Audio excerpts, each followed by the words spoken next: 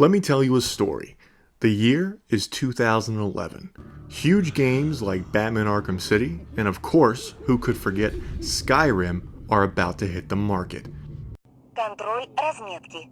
Ограничение скорости 60 км в час. Hey, you. Finally awake. You were trying to cross the border, right? These two games are creating and generating hype only certain companies can dream of. Along with this, the PlayStation 3 and Xbox 360s were healthy selling consoles, offering gamers plenty of incentives as well as options to choose from.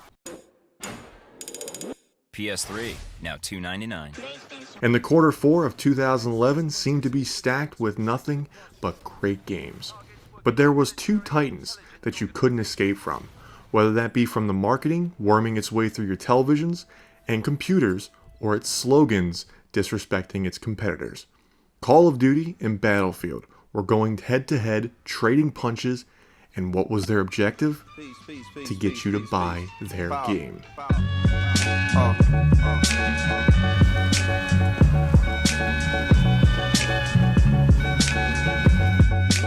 Mad liberator, death operator, rock the data, amazing flavor.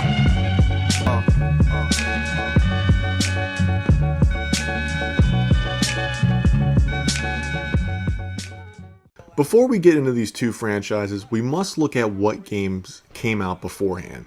Battlefield was regarded as the best PC multiplayer game at the time, putting 64 players on screen while absolute chaos rains down around them. And even though console players wouldn't get to experience that player count till Battlefield 4 on the PS4 and Xbox One, console players at the time were limited to 24 players back when Battlefield Bad Company 2 and Battlefield 3 came out, which might sound like it's pointless to play it on console, but I did, and honestly, I had a lot of fun. Call of Duty, on the other hand, well, they were at the top. Sons of bitches do it so loud they keep up the neighbors. Sometimes my dog likes to watch me do it. Some people go into domination mode, and that's some freaky deaky shit. I've heard there's over 20 million people doing it now, so it's safe to say that everyone is doing it. After the release of Modern Warfare 2, Infinity Ward couldn't do wrong. It was regarded as the best game in the franchise to a lot of players, and still is regarded as the best. In 24 hours, the game sold 4.7 million units, and went on to sell nearly 23 million units, making it one of the best-selling PS3 and Xbox 360 games. COD was king on consoles, and Battlefield was lucky enough to start gaining as well as retaining a player base. Bad Company 2 launched in 2010 with commercial success, selling just over 12 million units, and to no surprise, EA gave the DICE the green light to go make the next game. First of all, congratulations. Electronic Arts. Hello, I like money. But Battlefield needed to close the market on COD. They wanted to let COD know that the new kid on the block was coming for their console market space, and EA had a plan to combat Activision. Come up with a slogan to fire shots at the competitor, as well as giving themselves a $100 million advertising budget. Newsflash, it worked. If you having girl problems, I feel bad for you, son. I got 99 problems, but a bitch ain't one. I got the rap patrol on the cat patrol. Foes that want to make sure my casket's closed. Rap critics to say he's money cash holes. I'm from the hood, stupid, what type of facts are those? 99 problems, but a bitch ain't one. If you having girl problems, I feel bad for you, son. I got 99 problems, but a bitch ain't one. Hit me!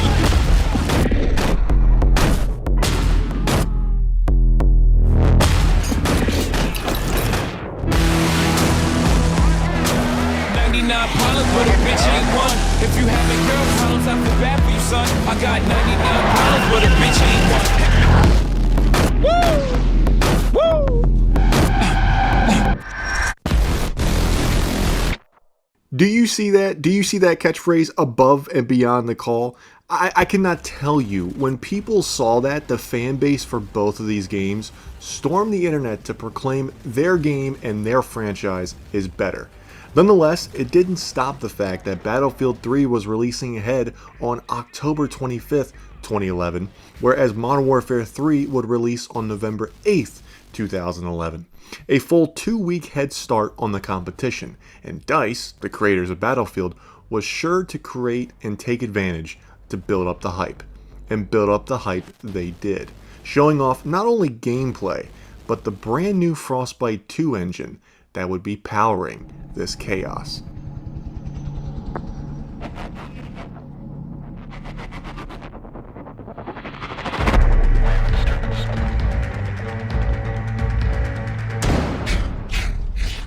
Frostbite 2 at the time was absolutely revolutionary.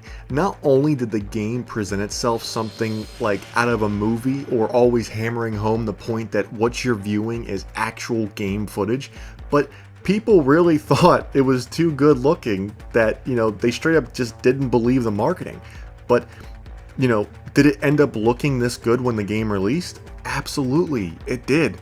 Now, on console, there was obviously a little bit of a downgrade. It still looked good, and it played very well. However, on PC, that was the ultimate experience. People were experiencing the best Battlefield. Crisp visuals, 64 player counts, 60 FPS. It was truly the full package. Although, if you're thinking COD was going to sit down and take this level of disrespect for their upcoming Modern Warfare 3, well, newsflash again, they were not.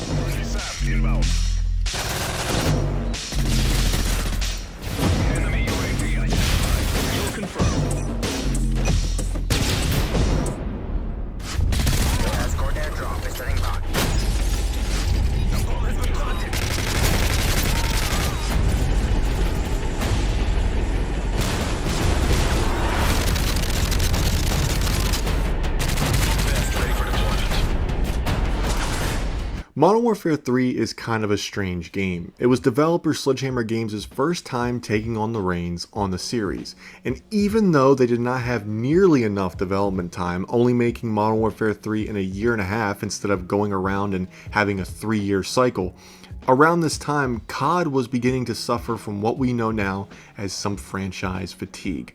Sledgehammer's new game was starting to be known as Modern Warfare 2.5, and in some places, it literally felt like DLC.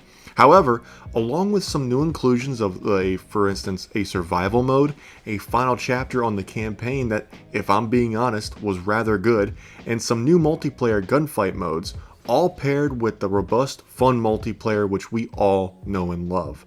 Now, I still believe to this day, and you can hold me to this, that Modern Warfare 3 provided some of the most underrated maps in the series.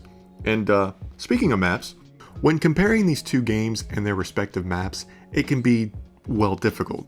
COD provides a more arcade style, and Battlefield, on the other hand, provides more sandbox areas. But both of these games somehow cooked up phenomenal maps for all players and all playstyles. Take Modern Warfare 3 for example. Dome provides a fast-paced gunfight and action all in close quarters, and it excels in game modes like Kill Confirmed and Team Deathmatch.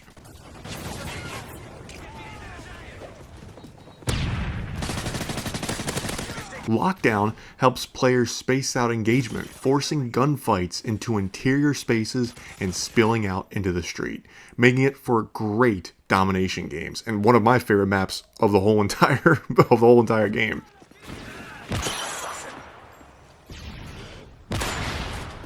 Lastly, Resistance is a map that provides players with flanking routes, flow, and ease of navigation, making it one of the best maps for nearly every single game mode. Airstrike waiting for your Predator missile ready for deployment. Enemy care package incoming. Friendly Predator missile inbound. And Battlefield 3, even though different in terms of Call of Duty standards, provides Battlefield fans with some of the best map designs in the series. Caspian Border, a Battlefield classic, is a map that somehow balances tanks, planes, infantry into all-in-one, whether you're playing Rush or Conquest, this map is just pure fun and enjoyment.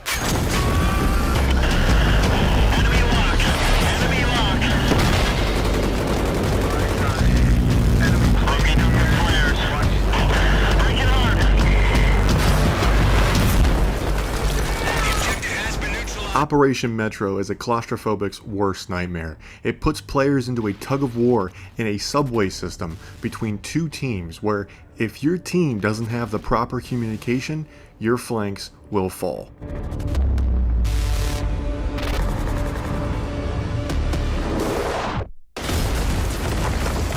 And also, my favorite, absolutely favorite map of the whole entire game of Battlefield 3 is Sign Crossing. It's a chaotic infantry map that will make sure you're clearing out every single French apartment stairwell as well as leveling them. The map excels in all game modes for infantry players with high-octane firefights around nearly every single street corner.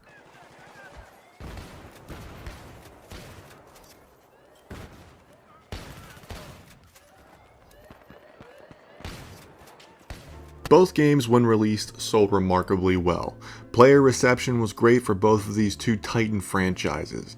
However, the sun was setting on these games because just as quickly as they arrived, the fan bases of each wanted more. Battlefield 3 released some great post-launch content or DLC, with players returning to old locations as well as new ones, revisiting maps like my personal favorite, Gulf of Oman. Modern Warfare 3 obviously continued with map packs, feeding the fans with more multiplayer content. The choice between Modern Warfare 3 and Battlefield 3 often came down to personal preference. If you preferred fast-paced, arcade-style shooting with an emphasis on individual skill and quick matches, Modern Warfare 3 is likely the better choice for you. If you enjoyed large-scale tactical battles with a focus on teamwork and realism and varied combat roles, Battlefield 3 would be right up your alley, and also be more appealing. Both games are excellent in their own right, and have left a legacy in the FPS genre, catering to different tastes and styles of play.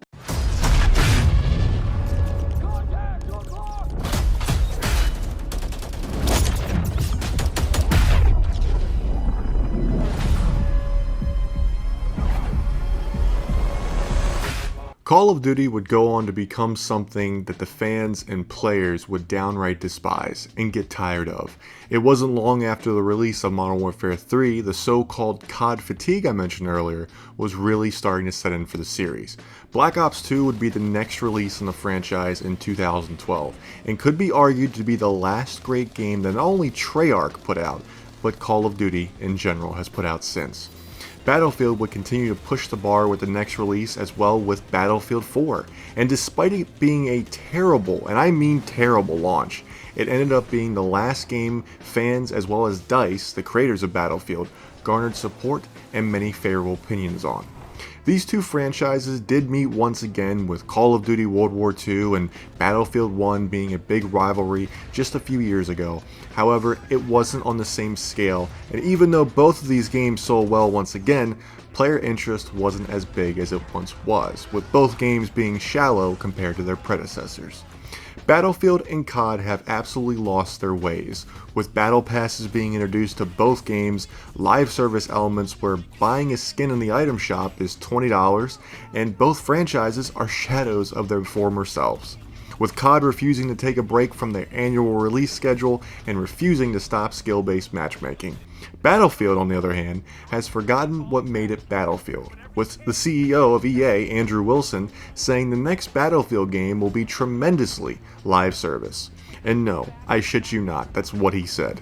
Let's not forget that Battlefield 2042 was trying to become a hero shooter and emulate Call of Duty instead of the class-based team dynamics we know and love from the series.